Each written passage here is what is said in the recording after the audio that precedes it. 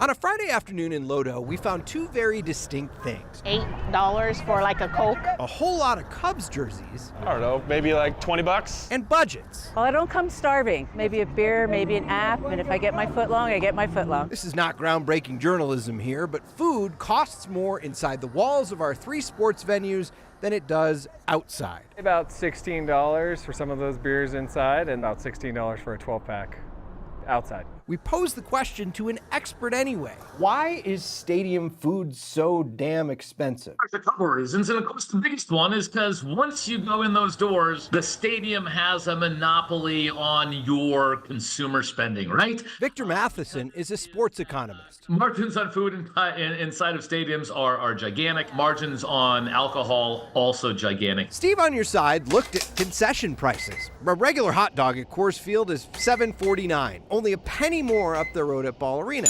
But a bag of chips is $6 at Ball Arena, $3.35 at Coors Field.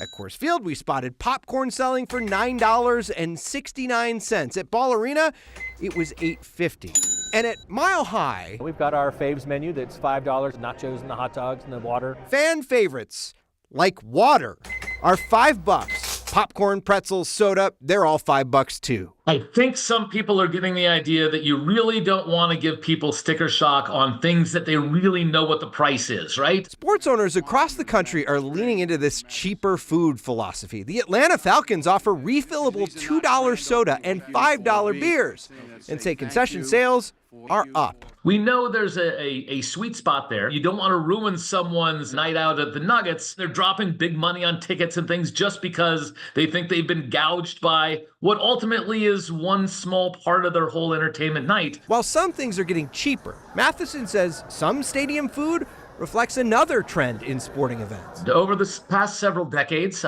we've seen Major League Sports move from a situation where you're trying to get as many people into the stadium as possible to a world where we're limiting the number of people in the stadium, but we're significantly increasing the price and amenities for the upper few. He says owners want to make impressions. No longer is it nachos and hot dogs and the basics. Now it's about the experience. That experience on display at Mile High this week, where the Broncos rolled out a new menu, including a 3-pound brookie, a brownie cookie, Wagyu beef meatballs, and jackalope mac and cheese. Suffice it to say, that stuff costs more than the $5 water. You have those facets that we talked about of quality and variety. I think when you have that quality item, people are willing to pay for that. If you're not willing, the biggest thing to tell people, don't go in that stadium hungry and thirsty because then they've got you. You're wondering about beer, right? Domestic draft beer ranged from 55 cents an ounce at Coors Field and here at Mile High to 70 cents an ounce at Ball Arena. It costs you $14 for a 20-ounce draft beer there. Ball Arena, by the way, is where we found the highest prices for most stadium staples. And hey, if you do not want to spend the $7.49 for a hot dog at Coors Field, did you know you can bring individually wrapped food into that ballpark?